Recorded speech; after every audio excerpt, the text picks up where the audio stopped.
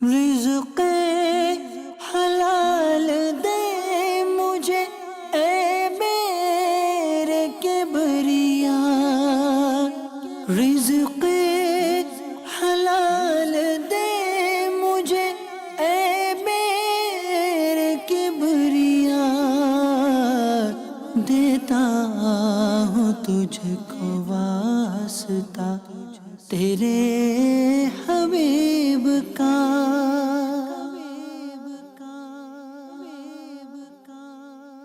الحمدللہ رب العالمین والصلاة والسلام علی سید المرسلین، اما بعد فاعوذ باللہ من الشیطان الرجیم، بسم اللہ الرحمن الرحیم۔ مدنی چینل کے ناظرین، سلسلہ ہے احکام تجارت، اور اس میں حسب معمول آپ کے سوالات ہوں گے، اور انشاءاللہ عز و جل مفتی علی اصغر عطاری صاحب جو ہمارے ساتھ موجود ہیں، آپ کے سوالات کے، آپ کے اشکالات کے جوابات عطا فرمائیں گے۔ نبی کریم صلی اللہ تعالی علیہ وسلم پر درود و سلام پڑھنے کے بے شمار فضائل و برکات احادیث کریمہ میں آئے ہیں۔ چنانچہ نبی رحمت شفیع امت صلی اللہ تعالی علیہ وسلم ارشاد فرماتے ہیں، جو مجھ پر ایک بار درود پاک پڑھتا ہے، اللہ رب العزت اس پر 10 رحمتیں نازل فرماتا ہے۔ صلو علی الحبیب صلی اللہ تعالی علی محمد صلی اللہ تعالی علیہ وسلم۔ سلسلے میں ہمارے ایک گلدستے کی بھی ترکیب ہوتی ہے، کسی ایک اصول پر، کسی ایک ضابطے پر، کسی ایک پہلو پر جو اسلامی تعلیمات کے ذریعے ہمیں ملا ہے، اس پہ کچھ گفتگو ہوتی ہے، کچھ مدنی پھول ہوتے ہیں۔ تو چلتے ہیں گلدستے کی طرف اور دیکھتے ہیں کہ آج ہمارے سلسلے میں کیا گلدستہ ہے اور کیا بات بیان کی جا رہی ہے، اور اس کے بعد انشاءاللہ عز و جل مفتی صاحب کی طرف بڑھیں گے۔ رزق حلال دے مجھے اے میرے کبریا۔ محنت میں عظمت ہے۔ تعلیمات اسلام میں بھی ہمیں بارہاں یہی کہا گیا کہ محنت کرنے والوں کو اللہ عز و جل پسند فرماتا ہے۔ اللہ عز و جل نے اپنی حکمت کاملہ سے ہر ایک کو مختلف منصب اور مقام عطا فرمائے۔ اس دنیا میں ہم میں سے کوئی سیٹھ تو کوئی ملازم، کوئی فیکٹری کا مالک ہے تو کوئی فیکٹری میں مزدور، کوئی زمیندار ہے تو کوئی ہاری و کسان، یعنی جدا جدا کام اور جدا جدا نوعیت۔ لیکن قربان جائیے اسلام کے انداز تربیت اور فلاح انسانیت کے ضابطے پر کہ ہر انسان کے منصب، کام اور نوعیت کے مطابق اس کے حقوق کی بات کی ہے، تاکہ اعتدال، انصاف اور میانہ روی کا عنصر قائم رہے۔ مدنی چینل کے ناظرین، اللہ تعالیٰ کے آخری رسول ان احکامات خداوندی پر مکمل عمل پیرا ہوئے اور محنت کشوں کے حقوق خود ادا فرمائے اور امت کو ان پر عمل کرنے کی تلقین فرمائی۔ اللہ کے حبیب صلی اللہ علیہ وآلہ وسلم نے محنت کشوں کو اللہ کے دوست کا اعزاز عنایت فرمایا ہے۔ آپ صلی اللہ علیہ وآلہ وسلم نے ارشاد فرمایا، مزدور کو مزدوری پسینہ خشک ہونے سے پہلے دے دو۔ مدنی چینل کے ناظرین، ہم سیٹ ہیں یا فیکٹری کے مالک یا پھر کسی اور منصب پر فائز ہیں، ایک بات یاد رکھیے کہ یہ عہدہ، یہ منصب اللہ عز و جل کی عطا ہے۔ اسے نعمت جانتے ہوئے اپنے اختیارات کا درست استعمال کیجیے۔ کہیں ایسا نہ ہو کہ منصب کے کروفر میں حقوق العباد پسے پشت ڈال دیں۔ حدیث مبارک سنیے اور مدنی پھول چنیے۔ آپ صلی اللہ علیہ وآلہ وسلم نے ارشاد فرمایا، اس سے بہتر کوئی کھانا نہیں ہے جو آدمی اپنے ہاتھوں سے کما کر کھاتا ہے۔ ایک صحابی رضی اللہ تعالی عنہ نے آپ صلی اللہ علیہ وآلہ وسلم سے پوچھا کہ کون سی کمائی سب سے زیادہ پاکیزہ ہے؟ آپ صلی اللہ علیہ وآلہ وسلم نے فرمایا، اپنی محنت کی کمائی۔ مدنی چینل کے ناظرین، اسلام وہ کامل دین ہے جس نے زندگی کے ہر شعبے میں رہنما اصول عنایت کیے۔ کھانے پینے کے آداب سے لے کر ایک حسین اور متوازن معاشرے کی بنیاد تک ہمیں ہر شعبے میں رہنما اصول نظر آتے ہیں، جن پر عمل پیرا ہو کر ہم ایک حسین معاشرے کی بنیاد رکھ سکتے ہیں۔ لیکن دنیا میں دیگر مظلوم طبقات کے ساتھ مزدور بھی ہیں، جنہیں ہر دور میں تیسرے درجے کا شہری سمجھا گیا اور ان کے حقوق کی بدترین پامالی کی گئی۔ ہمارے آقا صلی اللہ علیہ وآلہ وسلم نے سیٹ اور مزدور دونوں کے لیے ایک ضابطہ ارشاد فرمایا، قیامت کے دن جن 3 آدمیوں کے خلاف میں مدعی ہوں گا، ان میں سے ایک وہ شخص ہوگا جو کسی کو مزدور رکھے اور اس سے پورا کام لے، مگر مزدوری پوری نہ دے۔ تو پھر نیت کر لیجئے کہ ہمیشہ دوسروں کے حقوق کا خیال رکھیں گے اور ماضی میں اگر کسی کی حق تلفی کی ہے تو اس کی فوراً تلافی اور توبہ کی ترکیب بنا لیجئے۔ الحمدللہ عز و جل ایسے ہی مفید اور دنیا و آخرت کو سنوارنے والی باتیں مدنی چینل پر سکھائی جاتی ہیں، تو دیکھتے رہیے مدنی چینل۔ صلو علی الحبیب صلی اللہ تعالی علی محمد صلی اللہ علیہ وسلم۔ بڑھتے ہیں آپ کی کالز کی جانب۔ کالز آئی ہوئی ہیں، ہمیں بتایا جا رہا ہے۔ جی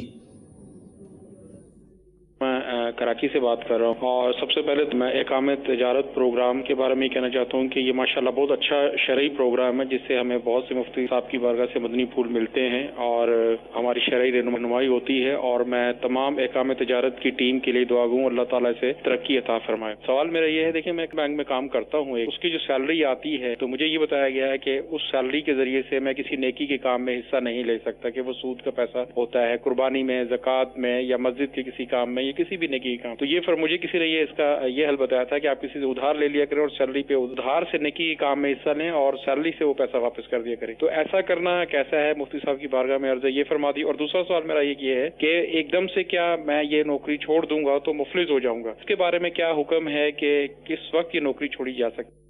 ٹھیک ہے جی، جواب لیتے ہیں، پھر اگلی کال کی طرف بڑھتے ہیں۔ جی الحمدللہ رب العالمین والصلاة والسلام علی سید الانبیاء والمرسلین، اما بعد فاعوذ باللہ من الشیطان الرجیم، بسم اللہ الرحمن الرحیم۔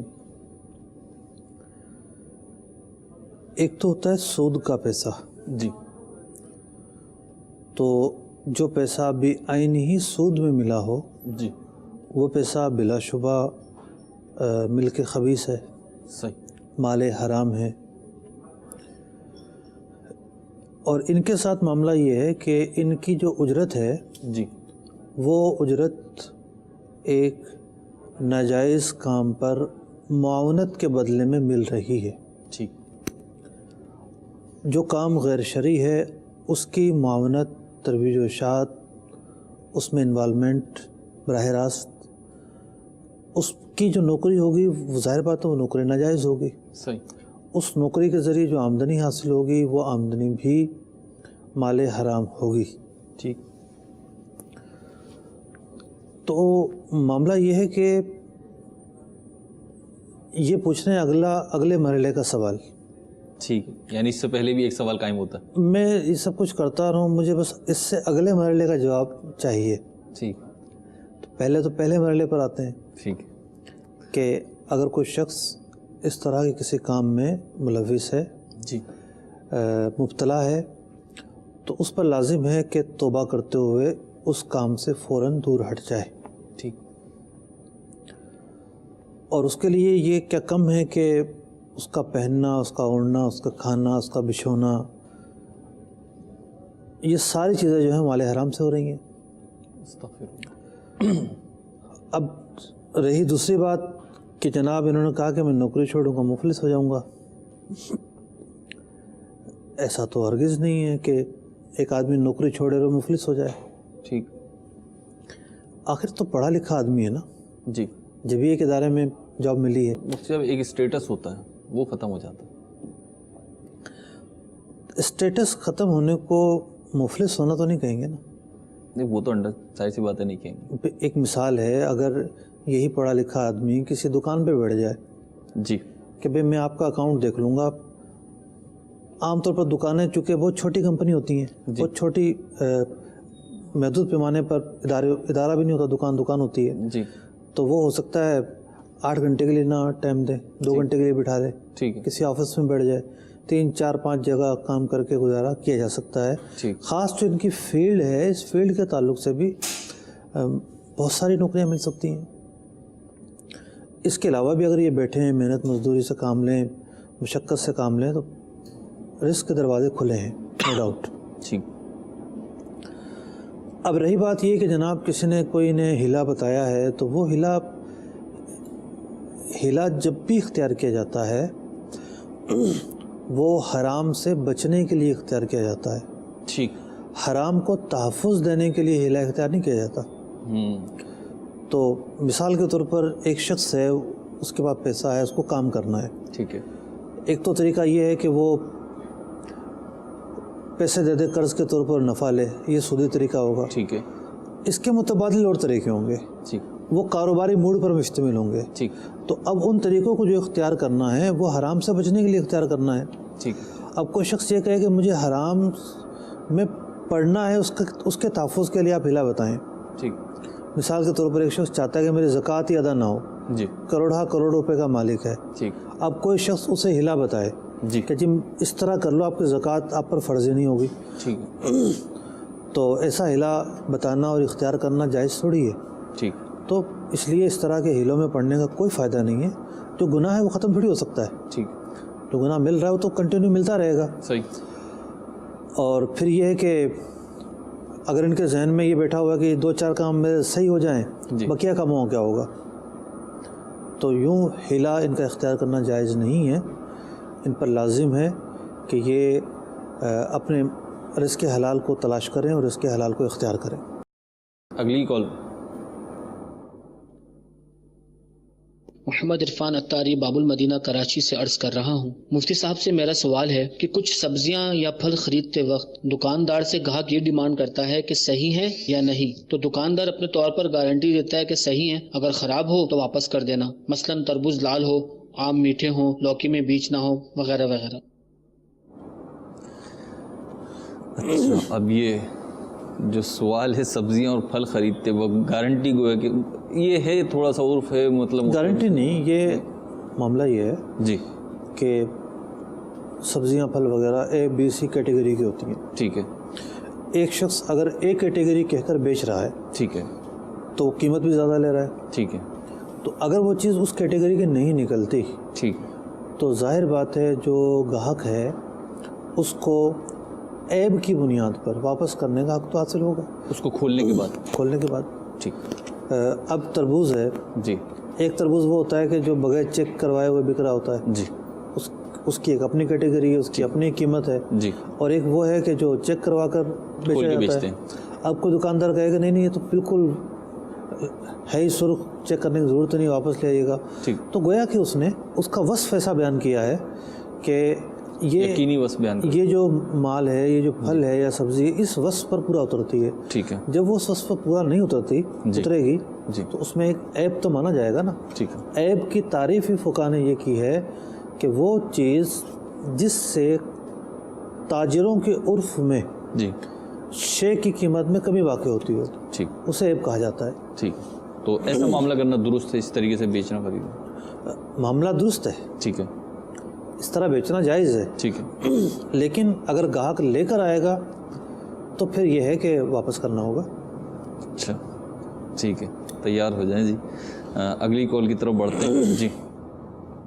हज़ूर, मुझे मुफ्ती साहब से ये सवाल करना है कि मैं एक प्राइवेट स्कूल चलाता हूँ और हम जो भी टीचर्स रखते हैं हम उनसे ना 1 साल का एग्रीमेंट करते हैं कि 1 साल तक आपने पूरा पढ़ाना है स्कूल के अंदर और छोड़ना नहीं है।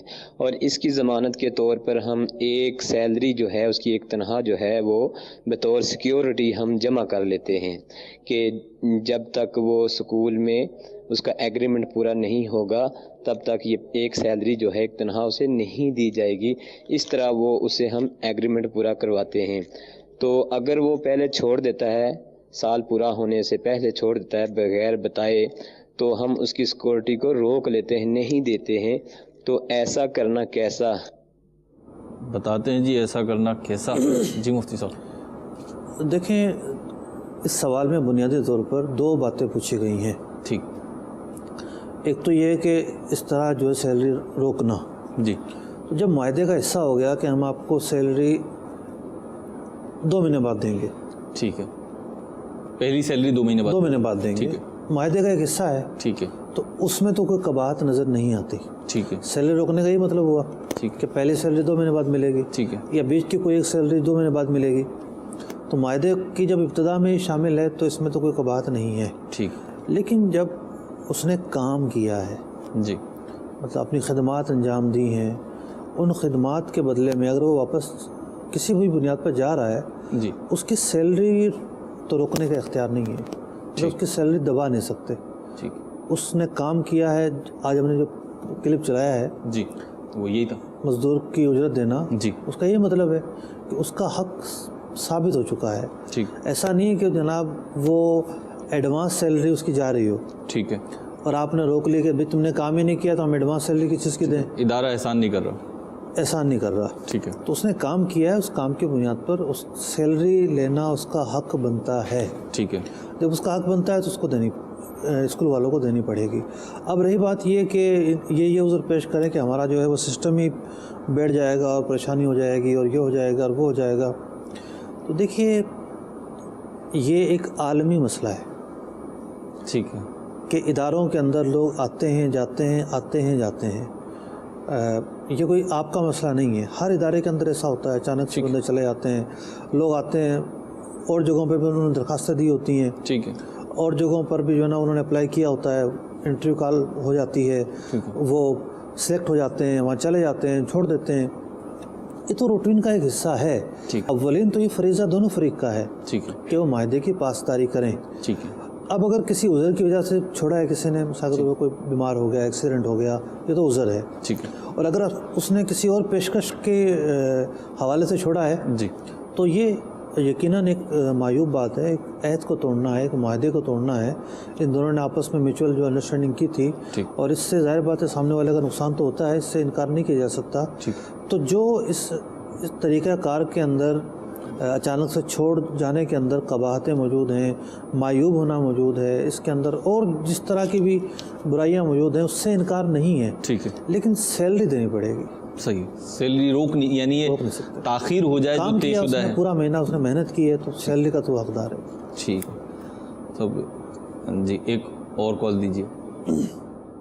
मेरा नाम मोहम्मद जाफ़र अत्तारी है, मैं बाबुल मदीना कराची से अर्ज़ कर रहा हूँ। मुझे ये सवाल पूछना है मुफ्ती साहब से कि फ़ी ज़माना चूँकि कराची में प्रॉपर्टी का काम बहुत तेज़ी से चल रहा है और इसमें वैल्यू भी बहुत ज़्यादा बढ़ गई है, तो अब बहुत सारे ऐसे हैं इन्वेस्टर्स वगैरह, पहले तो वो छोटी मूड़ी में यानी कि थोड़े बहुत पैसे होते थे तो वो काम कर लेते थे। अब चूँकि करोड़ों रुपए इन्वेस्ट करने पड़ते हैं तो अब वो इस तरह करते हैं कि जैसे कि 5-10 लाख रुपए में बयाना देकर और फिर जो है ना वो उनका ये उम्मीद होती है कि 3 महीने के अंदर वैल्यू बढ़ जाएगी और बिक जाएगी, यानी कि 3 महीने या जो भी पेमेंट के ऊपर उनको यानी कि मिल जाता है टाइम पीरियड, उस टाइम पीरियड के अंदर बिक जाएगा। तो इस तरह यानी कि टाइम पीरियड तय करना कि 3 महीने पता है कि मैं इतने अरसे में ये पैसे नहीं दे सकूँगा, तो इस तरह यानी कि इसको इन्वेस्टमेंट के तौर पे ख़रीदना इस नीयत से कि अगर ये बिका तो ठीक है, नहीं बिका तो 3 महीने मेरा ज़्यादा पैसे छोड़ने पड़ेंगे तो मैं छोड़ दूंगा। तो इस तरह कोई भी चीज़ ख़रीदना जायज़ है या नहीं, इसके ऊपर रहनुमाई फरमाइए जज़ाकल्लाह। ठीक है जी। हर आदमी ऐसा नहीं करता। एक तो रियल कस्टमर होता है ना, जिसको अपने रहने के लिए जगह ख़रीदनी है, वो तो नहीं करता ही है, उसको तो जगह लेनी है। ठीक है। दूसरा ब्रोकर होता है जी, तो पार्टियों के लिए जो ना घर ढूंढ रहा होता है, या इन्वेस्टर होता है। तो इसमें भी बहुत सारे लोग जो है उनके पास पेमेंट होती है। ठीक है। पेमेंट होती हैं, पार्टियां भी ढूंढ रहे होते हैं और पेमेंट भी होती है उनके पास। ठीक, कि वो अदायगी कर देंगे। लेकिन असल मसला ये है कि एक आदमी का पेमेंट ही नहीं है, तो वो तो एक जुआ खेल रहा है। ठीक, कि अगर पेमेंट आ गई तो ठीक है, वरना पक्का है कि जो बयाना इसने दिया है वो जब्त हो जाएगा। जो मार्केट रूटीन है, तो जिसके पास पैसे ही नहीं हैं उस प्रॉपर्टी के ख़रीदने के, वो सौदा करता है कि ग्राहक मिल गया तो ठीक है, मैं नफ़ा या नुकसान जैसा भी हुआ ये बेच दूंगा। ठीक है। लेकिन उसके पास, जिसके पास पैसे हों वो तो ये रिस्क ले। ठीक है। यानी हर कारोबार में भी रिस्क तो है। एक शख्स ने जो माल दुकान पर ला कर रखा है, हो सकता है ना बिके। ठीक है। नहीं बिकेगा तो रोज़ बरोज़ उसकी वैल्यू में, उसकी टूट फूट में इजाफा होता चला जाएगा। बहुत सारी चीज़ें ऐसी होती हैं उनमें एक्सपायरी डेट होती है, वो आ जाएंगी। तो कारोबार में भी रिस्क होता है, लेकिन वो एक कारोबारी रिस्क होता है। ठीक है। हर आदमी उसको कहता है कि जनाब ये एक कारोबारी रिस्क है। लेकिन ये जो मामला है जो ये बता रहे हैं कि एक आदमी की जेब में पैसे ही नहीं है, सही, और उसने 1 करोड़ की प्रॉपर्टी खरीद ली 10 लाख रुपए बयाना देकर जी, और फिर वो गाहक ढूंढ रहा है कि जनाब को इसको ख़रीदार भी मिल जाए, तो ऐसा मामला बिल्कुल सट्टेबाजी है, जुआ है। जिसकी जेब में पैसे नहीं हैं वो ऐसा काम करे, ये जायज़ नहीं होगा किसी भी सूरत में। फिर ये है कि जिसकी जेब में पैसे हैं जी जी, वो ये काम करता है कि जो चीज़ इसने सिर्फ बयाने पे ली है जी, اپنا قبضہ کرنے سے پہلے بیچ دیتا ہے، جی اس کی کیا ضرورت ہوگی؟ ٹھیک ہے تو اگر تو وہ پلاٹ ہے جی تو اس کے بیچنے میں کوئی قباحت نظر نہیں آتی، ٹھیک ہے جس کی جیب میں پیسے ہیں ٹھیک ہے کہ گاہک نہیں بھی ملا تو یہ پارٹی کو پیسے دے دے گا، صحیح تو اور پارٹی مل گئی، ٹھیک ہے اس نے پارٹی کو بیچ دیا، ٹھیک ہے اس سودے میں نفع ہوا یا نقصان ہوا جو بھی ہوا ٹھیک ہے اس نے کسی اور کو بیچ دیا، آگے بھیج دیا اس نے جس سے خریدا تھا یا تو اس پر حوالہ کروا دیا ٹھیک یا اس کو جو ہے نا وہ خود اپنے ذریعے پیمنٹ کر دی۔ صحیح تو اگر تو پلاٹ ہے تو کوئی قباحت نہیں ہے، ٹھیک ہے یعنی پوری پیمنٹ ادا کرنے سے پہلے وہ پلاٹ بیچا جا سکتا ہے، پلاٹ ہو زمین کا ٹکڑا ہو ہاں زمین ٹھیک کا ہے۔ ٹکڑا ہو یا پلاٹ ہو۔ لیکن اگر وہ گھر ہے یا فلیٹ ہے، بلڈنگ ہے، تو اس کے اندر بڑے مسائل ہوتے ہیں، ٹھیک ہے یعنی مسائل اس تعلق سے ہوتے ہیں، کچھ قانونی پہلو سامنے آ جاتے ہیں، جی کچھ جو ہے وہ قبضے کے مسائل سامنے آ جاتے ہیں۔ جی اس کے حوالے سے فی الحال میں کوئی جواب عرض نہیں کروں گا، ٹھیک ہے کیونکہ میں اس پر ایک ریسرچ کروا رہا ہوں ٹھیک کہ ہے اس صورت کے اندر کیا کیا صورتیں پیدا ہوتی ہیں، تو میرے خیال سے اس کے بعد ہی میں اپنا کوئی موقف بیان کر سکتا ہوں۔ ٹھیک ہے جی اگلی کال کی طرف بڑھتے ہیں۔ میرا نام محمد خرم لودھی ہے، میں حیدرآباد سے بات کر رہا ہوں۔ مفتی صاحب سے میرا سوال یہ کہ جس طرح لوگ کہتے ہیں کہ بھئی اپنے مال کا عیب بتا کر بیچنا جائز ہے، تو اب کچھ لوگ اس میں چیزوں میں ملاوٹ کر دیتے اور پھر دکاندار کو بتا دیتے کہ بھئی اس میں یہ چیز ملی ہوئی ہے، اب وہ ملاوٹ والی چیز عام کسٹمر کے پاس پہنچ جاتی ہے، تو اس کے بارے میں شرعی طور پر کیا حکم ہے؟ ٹھیک ہے جی، ملاوٹ کا مال کا عیب بتا کر بیچنا جائز ہے۔ اس سوال کا ایک مرتبہ میں نے بہت تفصیل کے ساتھ جواب دیا تھا کہ ہول سیلر کہتا ہے کہ میں تو ریٹیلر کو بتا دیتا ہوں جی اس میں عیب ہے، اب اگر ریٹیلر اپنے گاہک کو نہیں بتاتا تو اس کا مسئلہ ہے۔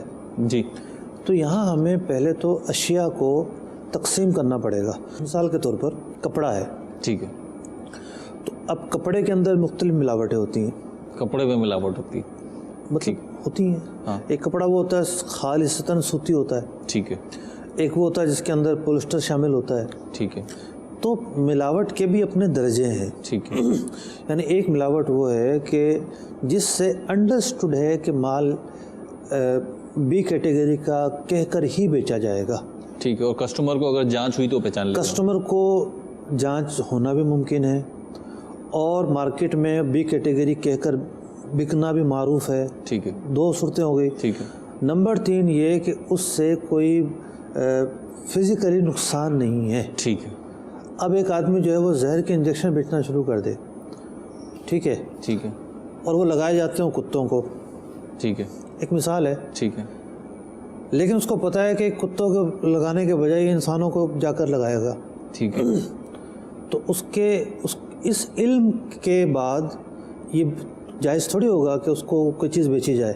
ٹھیک ہے فقہ نے لکھا ہے کہ افیون بیچنا، یعنی شراب تو حرام ہے نا، ٹھیک ہے ناپاک بھی ہے، ٹھیک ہے اس کا تو ایک قطرہ پینا بھی حرام ہے، ٹھیک ہے لیکن افیون کا یہ حکم نہیں ہے۔ ٹھیک ہے تو فقہ نے لکھا ہے کہ افیون کسی حکیم کو بیچی کہ وہ اس کا قلیل مقدار میں دواؤں میں استعمال کرے گا تو اس کو بیچنا جائز ہے، ٹھیک ہے لیکن اگر ایسے شخص کو بیچی ہے کہ جو نشہ کرے گا اس کو بیچنا جائز نہیں ہے۔ ٹھیک تو یہاں تقسیم بندی ہوگی کہ کچھ وہ چیزیں سامنے آئیں گی، جیسے موبائل فون ہے، ٹھیک ہے سب کو پتہ ہوتا ہے کہ فلاں برانڈ کا جو موبائل ہے یہ BC-D کیٹیگری کا ہے، ٹھیک ہے اور فلاں جو کمپنی کا موبائل ہے یہ اس کیٹیگری کا ہے۔ ٹھیک ہے تو اب جو گاہک خریدے گا اس کے اوپر واضح ہوگا کہ جناب قیمت اس کی کم ہے تو اس کی کیٹیگری بھی کم ہے۔ ٹھیک ہے لیکن دوسری ملاوٹ ہے مسالوں کے اندر، صابن کے اندر، پتی کے اندر، چینی کے اندر، آٹے کے اندر، کھانے پینے کی چیزیں کے اندر،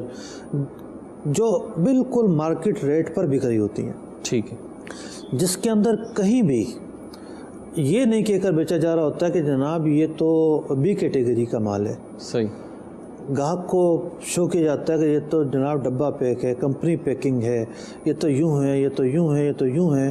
تو جو شخص یہ بنا رہا ہے، پروڈکٹ کریٹ کر رہا ہے، جی ملاوٹ کی مصنوعات کو وہ میکنگ کر رہا ہے، ٹھیک ہے وہ شخص مجرم ہے، صحیح، اور جو اس سے خرید کر آ رہا ہے جی وہ بھی اس دھوکہ دہی کے اندر معاون و مددگار ہے. ٹھیک. وہ یہ نہ سمجھے کہ میں حاجی صاحب ہوں اور میں جناب 2 روپے سستا بیچتا ہوں اور میں تو لوگوں پہ احسان کرتا ہوں. وہ جتنے بھی کینسر پھیل رہا ہے نا معاشرے کے اندر, ہو سکتا ہے کہ اس کینسر کا اگر کی تلاش شروع ہو تو جا کے اس کے گلے میں پھندا پڑے جا کر کہ اس نے پھیلایا ہے یہ. تو وہ کس طرح اپنے آپ کو بری ذمہ سمجھ سکتا ہے. تو یوں اشیاء کی تقسیم بندی کریں گے ہم, اور دل کو نہیں بہلائیں گے. ورنہ پھر یہی کہا جائے گا کہ دل کو بہلانے کو غالب یہ خیال اچھا ہے. ٹھیک. اگلی کال کی طرف بڑھیں. جی. اور مجھے اندازہ ہو رہا ہے مفتی صاحب اس سے زیادہ تفصیلی جواب دینے کا میرا خیال موڈ بن رہا تھا, لیکن اور کالز بھی ہیں ہمارے پاس, تو ان کی طرف بڑھتے ہیں.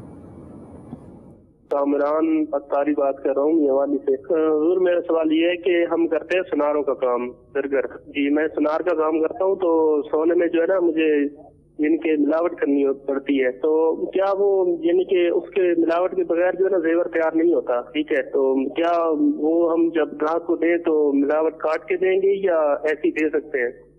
سب کو پتا ہے کہ ملاوٹ نہ ہو تو 24 کیرٹ کہتے ہیں. ٹھیک ہے. اتنے فیصد ملاوٹ ہو تو 22 کیرٹ کہتے ہیں. ٹھیک ہے. اتنے فیصد ملاوٹ ہو تو 18 کیرٹ کہتے ہیں. جی. اتنے فیصد ملاوٹ ہو تو 12 کیرٹ کہتے ہیں. سب کو پتہ ہے. ٹھیک ہے.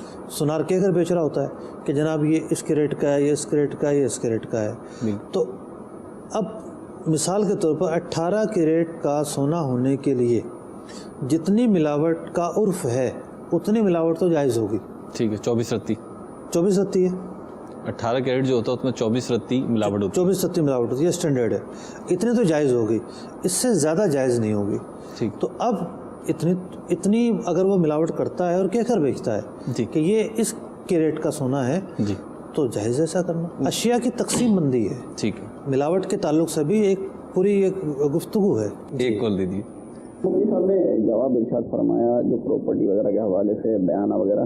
تو اب جیسے اگر کسی نے بیانہ لیا ہے اور پھر اس کو پتہ چلتا ہے کہ یہ جیسے کہ پیمنٹ نہیں دے سکے گا, تو اب یہ رکھ لینا جائز ہے, یا جس نے بیانہ اگر کسی نے بیانہ دیا کسی کو پراپرٹی خریدنے کے لیے اور پھر اب اس کی کسی وجہ سے سمجھ میں نہیں آ رہا, تو اب وہ مطالبہ کر سکتا ہے یا اس کے پیسے وہ ضبط کر لے اگر جس کو بیانہ دیا ہے سودا کینسل ہونے کی صورت میں, یہ صورت جائز ہے یا نہیں ہے؟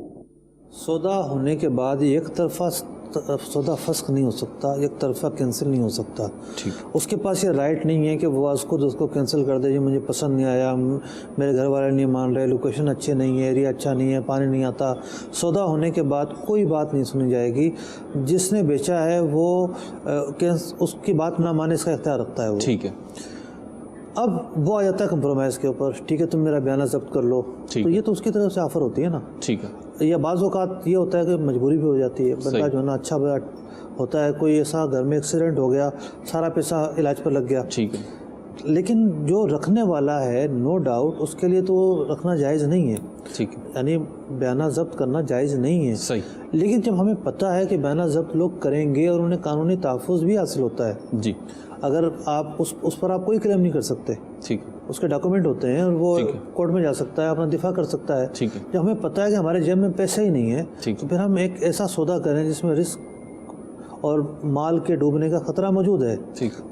تملیک المال علی الخطر کوئی تو جوا کہتے ہیں. جی. تو پھر ایسا سودا کرنا کیسے جائز ہو سکتا ہے؟ ٹھیک ہے. اگلی کال دیجیے. امتیاز اتار عرض کر رہا ہوں. مفتی صاحب کی بارگاہ میں میرا یہ سوال ہے کہ کوئی دکان کا سودا اس طرح کر سکتے ہیں کہ مثال کے طور پر 5 سال کے لیے کسی دکان کو گروہ رکھ لیا جائے اور کچھ رقم اس کو دے دی جائے 2 لاکھ یا 5 لاکھ روپئے, اور 5 سال کے بعد وہ رقم واپس لے لی جائے اور دکان واپس کر دی جائے. برائے کرم شرعی رہنمائی فرمائیے. اب یہاں دیکھیں انہوں نے یہ بیان نہیں کیا کہ وہ سامنے والا دکان کا کیا کرے گا. ٹھیک ہے. وہ اگر دکان کو استعمال کرے گا, کرائے پر چلائے گا, خود اس میں بیٹھ جائے گا دکان کھول کے, تو اس نے گروی رکھی ہوئی چیز سے فائدہ اٹھایا. صحیح. اور گروی رکھی ہوئی چیز سے فائدہ اٹھانا سودی معاملہ ہے. ٹھیک. تو یہ جو صورت انہوں نے بیان کی ہے عام طور پہ یہی ہوتا ہے. ٹھیک ہے. کہ لوگ اس دکان جو پراپرٹی گروی رکھواتے ہیں, جی, یعنی اگر بینک وغیرہ میں گروی رکھی جاتی ہے اس کی صورت اور ہوتی ہے, وہ صرف ایک ڈاکومنٹ رکھتی ہے. ٹھیک ہے. اور اگر بندہ اپنے ٹائم پر پیمنٹ نہیں کر پایا تو پھر وہ بھیج دیتی ہے اور قانونی معاملہ چلتے ہیں. لیکن جو نجی طور پر چل رہا ہے معاملہ, اس کے اندر تو لوگ قرضہ دیتے ہی اس لیے ہیں کہ ان کو فائدہ ملے گا. ٹھیک. ان کے پیسے جو ہے نا وہ سمجھتے ہیں ہم سود سے بچنے جا رہے ہیں. صحیح. وہ ایک آدمی جا رہا تھا بارش سے بچتے ہوئے کہ میں بارش سے بچ جاؤں, ٹھیک ہے, اور چھینٹے ویٹے نہ پڑے, عین پر نالے کے نیچے آ کے کھڑا ہو گیا. تو چھینٹے کیا, وہاں تو پورا نالا آ رہا ہے. تو یہی جو ہے نا مثال ان لوگوں پر صادق آتی ہے کہ انہوں نے جو معاملہ کیا ہے یہ بھی عین ہی سودی معاملہ ہے.